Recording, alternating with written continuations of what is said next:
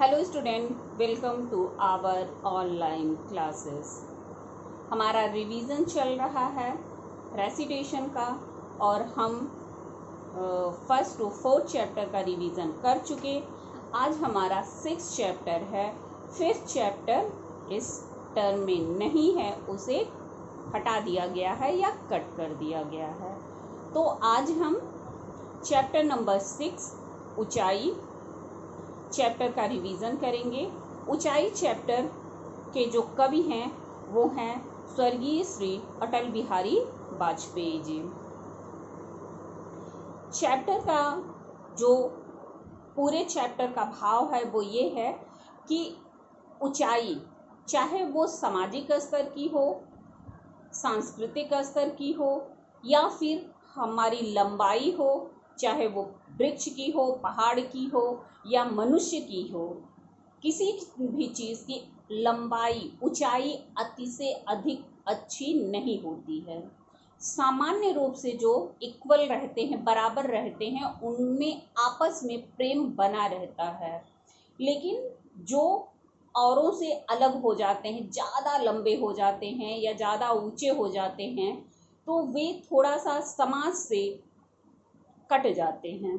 जैसे वृक्षों की बात किया जाए तो वृक्षों में जो ताड़ का वृक्ष होता है वो बहुत ऊंचा होता है, लंबा होता है।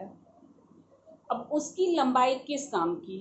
ना उससे छाया मिलती है, ना उससे लकड़ी मिलती है, उससे कोई मतलब नहीं होता है, तो उसकी लंबाई का कोई अर्थ नहीं होता। उसी जगह आप आम का पेड़ ले लीजिए, नीम का पेड़ ले लीजिए और जो वृक्ष हैं उनको ले लीजिए, उनसे फायदा होता है। फायदा ये होता है कि उनसे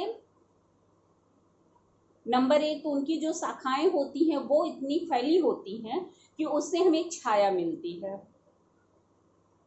लकड़ी मिलती है, पत्ते मिलते हैं, बहुत सारी चीजें उनसे मिलती है। नीम का पेड़ है तो औषधि के रूप में भी यूज में आता है। लेकिन जो अति से अधिक लंबा हो जाता है उसका कोई अर्थ नहीं रह जाता है। अब पहाड़ को ही ले लीजिए, पहाड़ अपने में सबसे अलग थलग पड़ा रहता है, उसका कोई अस्तित्व ही नहीं रहता है। उस उतनी ऊंचाई पे सिर्फ पर्वतारोही वहां पे चढ़ने का काम कर सकते हैं, वहां पे ले जाके झंडे गाड़ सकते हैं, लेकिन वहां पे कोई चिड़िया जाके अपना घोंसला नहीं बनाती है। आम के पेड़ पे घोंसला बनाती है, नीम के पेड़ पे घोंसला बनाती है, लेकिन उस पहाड़ पे जाके घोंसला नहीं बनाती है। उसी तरह से हमारे आपके बीच में जो व्यक्ति बहुत ज्यादा धनी हो जाता है वो भी समाज से कट जाता है। वो आम लोगों से मिलना जुलना नहीं चाहता है, उन लोगों से बात नहीं करना चाहता है, उन लोगों के बीच में उठना बैठना नहीं चाहता है, तो वो व्यक्ति और लोगों से अलग हो जाता है, कट जाता है। ऐसे लोगों के साथ ना आम लोग होते हैं और ना वो आम लोगों के दुख दर्द में शामिल होते हैं।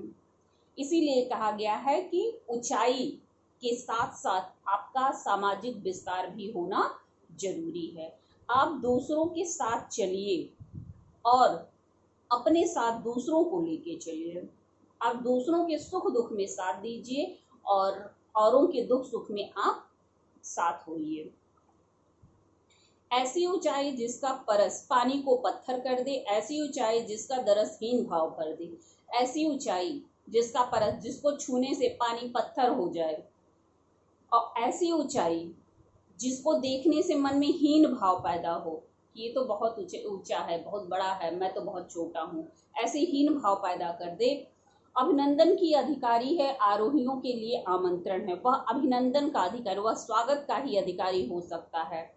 वो पर्वतारोहियों के लिए जो पर्वतों पे चढ़ते हैं उनके लिए वो आमंत्रण भेजते हैं कि हाँ आओ, मेरे मतलब इस पे चढ़ो और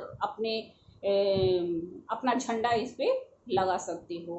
उस पर झंडे गाड़े जा सकते हैं, किंतु कोई गौरैया वहां नीड़ नहीं बना सकती। उस जगह पे, उस पहाड़ पे झंडे गाड़े जा सकते हैं, लेकिन कोई गौरैया वहां पे अपना घोंसला नहीं बना सकती। ना कोई थका मांदा बटोही उसकी छांव में पल भर पलक ही झपका सकता है, ना ही कोई राहगीर उसकी छाया में पल भर के लिए विश्राम कर सकता है, वो छाया नहीं देती है। सच्चाई यह है कि केवल ऊंचाई ही काफी नहीं होती, सबसे अलग थलग, परिवेश से पृथक, अपनों से कटा बटा, शून्य में अकेला खड़ा होना पहाड़ की महानता है। सच्चाई यह है कि केवल ऊंचाई काफी नहीं होती है, सबसे अलग थलग, परिवेश से पृथक, सारे वातावरण से अलग, मतलब समाज से दूर, दुनिया से एकदम दूर, किनारे पे कहीं अलग थलग पड़े रहना, अपनों से कटा बटा और लोगों से और सारी चीजों से दूर होके कटा बटा सा रहना, और शून्य में अकेला, आकाश के नीचे वो अकेला खड़ा रहना, यही पहाड़ की महानता, यही पहाड़ की विवशता है, उसकी मजबूरी है कि वो सब चीजों से अलग होके आकाश के नीचे अकेले ही खड़ा रहता है। मजबूरी है ऊंचाई और गहराई में, आकाश पाताल की दूरी है।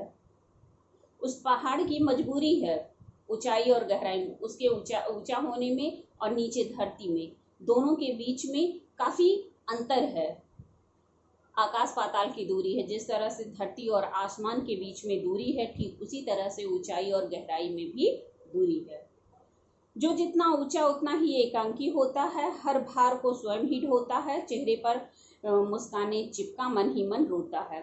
जो जितना ऊंचाई पे होता है, जो जितना ऊंचे स्तर पे होता है, वो उतना ही अकेला होता है। हर परेशानी को, हर मुसीबत को, हर झंझट को, हर समस्या को वो अकेले ही ढोता है, अकेले ही उसको का सामना करता है। लेकिन चेहरे पे मुस्कान चिपकाए रहता है कि मैं बहुत खुश हूँ, मैं बहुत प्रसन्न हूँ, लेकिन वो मन ही मन रोता रहता, वो मन ही मन बहुत दुखी रहता है। जरूरी यह है कि ऊंचाई के साथ विस्तार भी हो।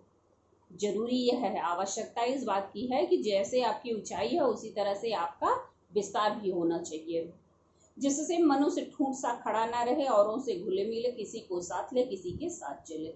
जिससे मनुष्य जब उसकी ऊंचाई के साथ साथ उसकी चौड़ाई भी होगी, जैसे पेड़, ताड़ का पेड़ जितना ऊंचा है उसी हिसाब से उसकी चौड़ाई भी होती, तो काफी कुछ समाज को देता, लेकिन ऐसा नहीं है। तो कहा गया है कि ऊंचाई के साथ आवश्यकता है कि उसकी चौड़ाई भी हो, उसका विस्तार भी हो, ठूंठ सा खड़ा ना रहे, वो ताड़ के पेड़ की तरह ठूंठ सा खड़ा ना रहे, वो औरों से घुले मिले। अगर उसका विस्तार होगा तो वो औरों से घुलेगा मिलेगा, किसी को अपने साथ लेगा और किसी के साथ चलेगा। मतलब राहगीर आएंगे, उसकी छाया में बैठेंगे, विश्राम करेंगे, तो मनुष्य उसका साथ देंगे, तो कुछ लोग उसके साथ होंगे और वो भी कुछ लोगों की मदद करेगा। तो ये चैप्टर यही है, इसकी समरी यही इतनी है, आप लोग तैयार कर लीजिएगा। और कवि परिचय भी मैंने दिया हुआ है, तो आप लोग कवि परिचय भी अपना कंप्लीट कर लीजिएगा।